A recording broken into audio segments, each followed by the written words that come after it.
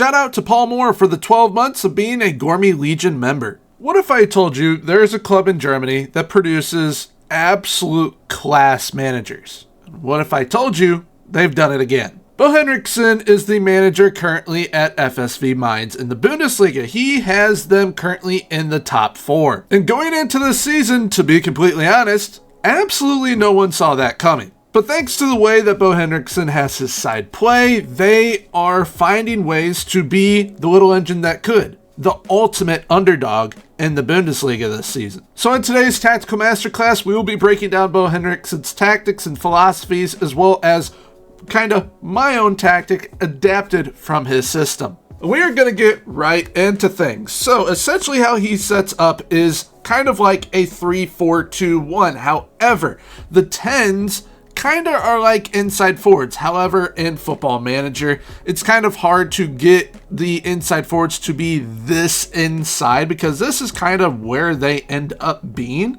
So I had them as attacking midfielders, as number 10s. Now, one key player in this system is the striker.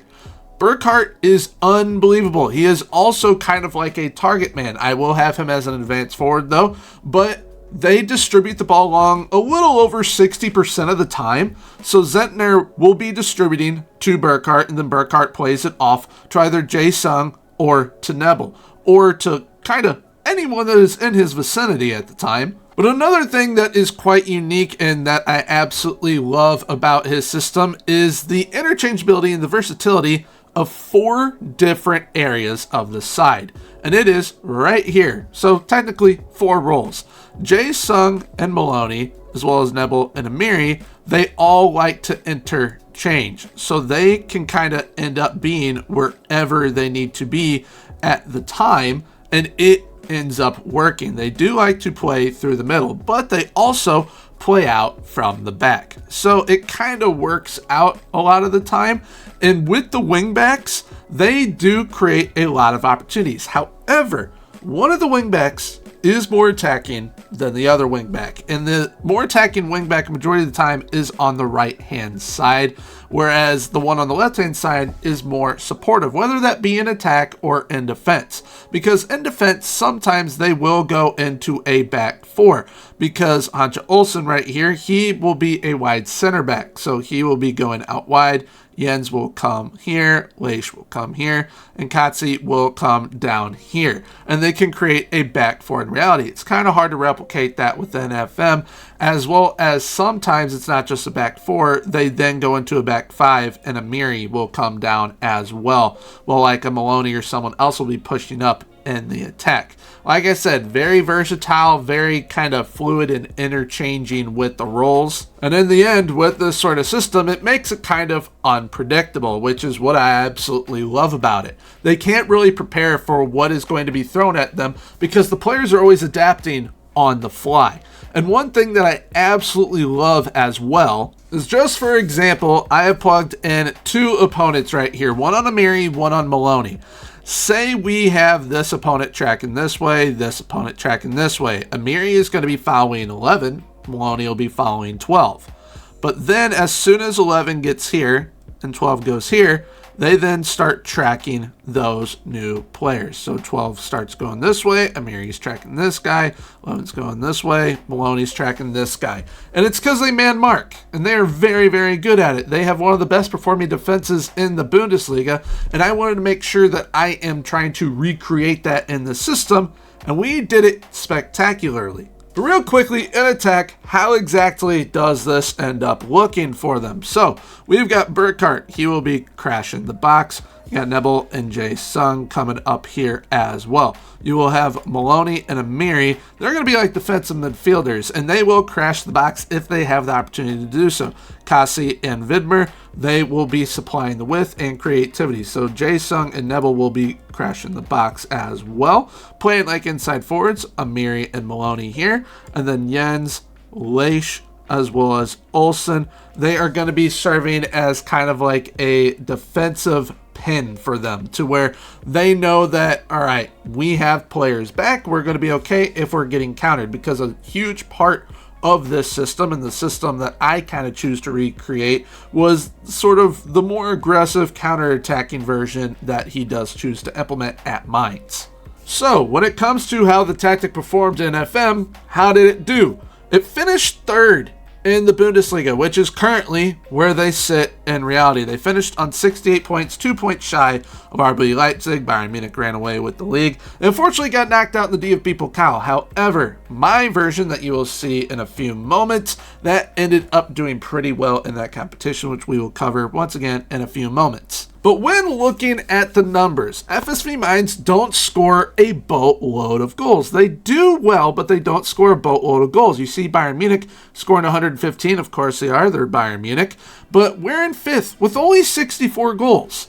However, we had the best defense in the league, and that is what I wanted to make sure that we were focusing on. Yes, we're not going to score a whole heck of a lot of goals, but we are going to be the most defensively sound side in the league. And that is reflected in being one of the top 5 teams within the Bundesliga for the least shots against. And when you look at the talent at the Mainz side, and I love Mainz, don't get me wrong, absolutely love them, but they don't have the Dortmund talent, the Leipzig talent, or the Bayern talent, and they are still up there with them, and being able to not allow a whole heck of a lot of shots because of the system that is implemented. And that is once again reflected in clean sheets, as they were third, technically second because joint first was Dortmund and Bayern, both with 13 clean sheets.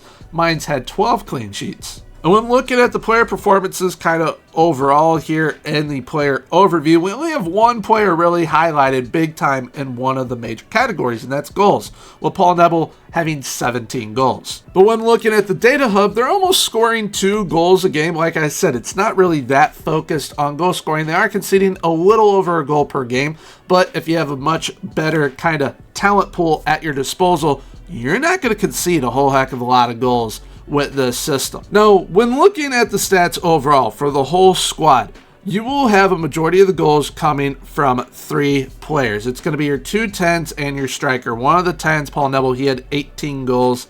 And then we have Jonathan Burkhardt with 14 goals right here. And then Lee Jae-sung, he ended up having 8. But assist-wise, you got Vidmer, that more attacking wingback. He is going to have 12 assists, and Paul, once again, there having 11. And really quickly, to kind of give you guys kind of an overlook on how this tactic will perform for you all, I'm going to show you guys some highlights from a 3-0 win over Borussia Dortmund that Mainz had within this test, where they held Dortmund, which you can see right here, to 0 shots on target, which is very impressive. All right, so the current highlight that you will see on screen is when Mainz go up 2-0. You've got the supportive wingback crashing the box this time, whereas the attacking one is staying back. However, you also have the center back back, wide center back. They are kind of that safety pen, like I was saying, for the side, to where they know, all right, if we're going to get countered, we still have numbers back. And Dortmund are only leaving 1 man up, which is currently Maximilian Bayer. Now, we have got Maloney as well as Amiri right here, sort of towards the edge of the box. But with those 10s, or the inside forwards, kind of makeshift inside forwards, we have got Lee Jae-sung right here. We have got Mr. Burkhardt, and then we also have Nebel right here. All crashing the box. All going to be potential options. However, those 3 crashing the box, none of these are going to be the goal-scoring threat here. It's actually going to be Amiri. And that is because when I hit this play button, Kasi tries to cross it in, ends up getting blocked, plays it to Maloney, Maloney plays it to Amiri, and bang. Which actually, funnily enough, Mainz do not score a whole heck of a lot of goals from outside the box. I believe they're actually like one of the lowest statistic teams for goals from outside the box in the Bundesliga this season. And then the goal when they finally go up 3-0, this goal is something that a lot of people will probably kind of relate to how Leicester City played when they ended up winning the Premier League. They don't want to take a whole lot of passes to lead to a goal. I believe in this highlight, there's maybe 3 to 4 passes, and then they score a goal. It's very kind of direct. It's not, all right, let's play tiki-taka, let's try and be fancy with it. It's, all right, we have a goal in mind, and that is to score a goal. Let's try and make it as easy as possible on ourselves. And that's exactly what they do, because Leish is going to move it right on over to Mr. Amiri. Amiri is going to play it to Nebel. Nebel pushes forward and blasts it home. And what those highlights kind of drill home is that this tactic isn't super over the top with goals. It's actually a pretty realistic tactic to where you're not going to score a whole lot of goals, but you are going to be defensively sound. And that is what Mainz aim for in reality. All right, now before we get into the tactic itself, if you wish to give this tactic a download, it is available to YouTube members and Twitch subscribers. I'll be linking both down below in the description. That is where you guys are going to be able to download the tactic from, or feel free to copy it on over, just like everyone usually does who are on console. You guys can pause, rewind however many times you need to make sure that you get all the roles and all the instructions perfect.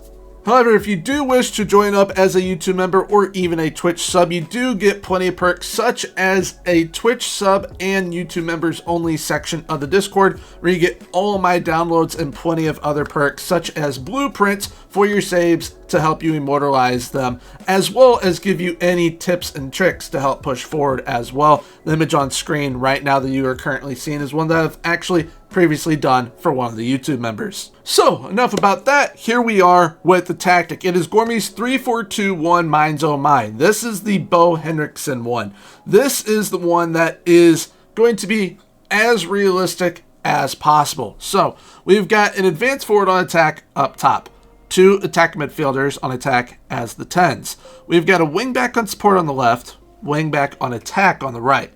We then have 2 defensive midfielders on support, 2 ball-playing defenders on defend, and a wide center back on defend as that right center back, and then we've got a goalkeeper on defend. When it comes to the instructions, the advanced forward on attack has dribble more, shoot less often, and mark tighter. Attacking midfielder on attack on the left-hand side, crosses aimed at center, dribble more, shoot less often, roam from position, move into channels, mark tighter. The right attacking midfielder on attack has the exact same instructions. The wingback on support has cross more often, crosses aimed at center, dribble more, shoot less often, and mark tighter. The wingback on attack has the exact same instructions. The defensive midfielder on support on the left-hand side has take more risks, dribble more, shoot less often, tackle harder, mark tighter. The defensive midfielder on support on the right-hand side has take more risks, dribble more, shoot less often, get further forward, tackle harder, and mark tighter. The left ball-playing defender on defend has dribble more, shoot less often, stay wider, tackle harder, mark tighter.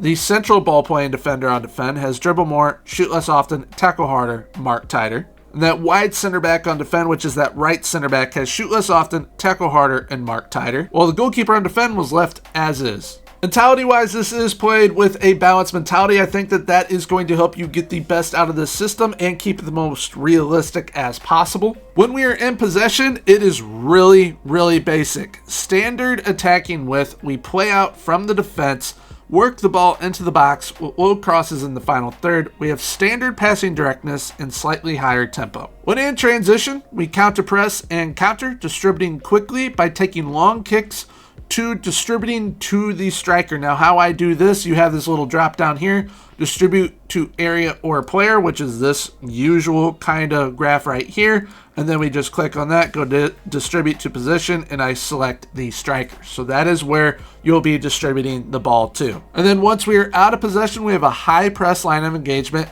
and a much higher defensive line, much more often trigger press, preventing short goalkeeper distribution, and we are trapping our opponent to the outside. So now that we have gone over the Bo Henriksen tactic, now we're going to go over my adaptation of it. So with my variation of his tactic, instead of the 3-4-2-1, I have changed it to a 3-4-3. And I am utilizing the inside forwards that it's kind of utilizing within reality. It's just that they are way, way, way more narrow, as I've already covered in the previous tactics. So there are really only 2 changes to this system. One is obviously moving the 10s out wide to the inside forwards. One will be on support, one will be on attack. And then the defensive midfielders are no longer just defensive midfielders on support. They're now segundo volantes on support. So those are the only changes I've made to this tactic, and it builds up an attack and kind of performs the exact same way as it did with the previous tactic. Just a little bit more attacky. So, with my 3-4-3 system adapted from Henriksen's, how did it have Mainz perform not only in the Bundesliga, but as well as the DFB Pokal? Because, in my opinion, we kind of underperformed with the Henriksen system and the DFB Pokal. So, we ended up finishing in 5th in the Bundesliga, and we won the DFB Pokal. I think that is because it is a little bit more attacking with the roles. We still aren't scoring a whole heck of a lot of goals because that's what the system is. We're not focused on scoring goals. We're focused on being at least a top 5, potentially top 8 defensive side within the Bundesliga. And if we can score goals while doing it, then great. And it allowed us to finish in 5th, so still European spot, but we added some silverware this time with the DFB Pokal. And this time when it comes to the goals, we were still in the top 8 for goals, but we only had 66 goals for, and we were 5th for the best defense. And I think that is due to it being a little bit more of the attacking roles being implemented with the system this time around. And that is kind of proven when we look at the data hub. A little bit better for goals per game. Still almost at 2 goals per game, but it is higher than what we previously had in the previous tactic.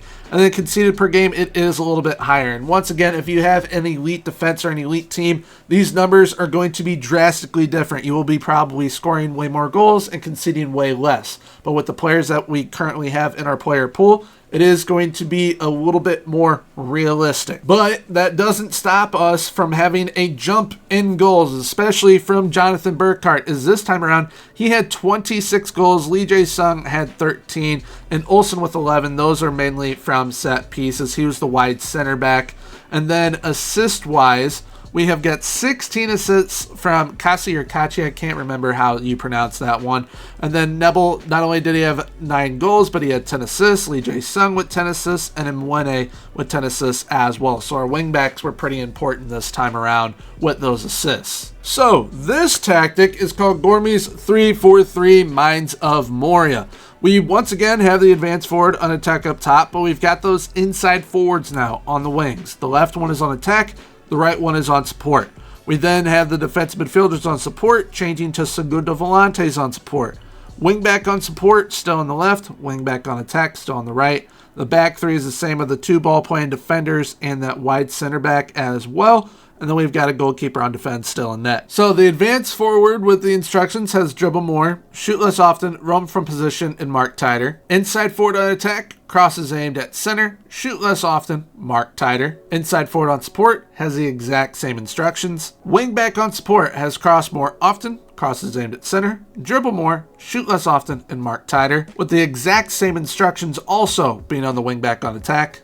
The left segundo volante on support has take more risks, dribble more, shoot less often, tackle harder, mark tighter. The right segundo volante on support has dribble more, shoot less often, move into channels, tackle harder, mark tighter. The left ball playing defender on defend has dribble more, shoot less often, stay wider, tackle harder, mark tighter. The ball playing defender on defend, the central one has dribble more, shoot less often, tackle harder, mark tighter. And the wide center back on defend has shoot less often, tackle harder, and mark tighter. While that goalkeeper on defend is left as is. This is once again played with a balanced mentality. It is going to keep it as realistic as possible. Definitely feel free to change both tactics though to either positive or attacking if you wish to do so. When in possession, we have standard attacking width, playing out from the defense, working the ball into the box, having low crosses in the final third, with standard passing directness and higher tempo. When it comes to in transition, it's the exact same as last time. Counter press and counter, distributing quickly by taking long kicks to our striker. And out of possession, high press line of engagement, much higher defensive line, much more often trigger press and trapping to the outside. So, all in all, if you're wanting to play a more realistic style of football, these are definitely the systems for you to implement. I've been getting tons of messages in the Discord recently about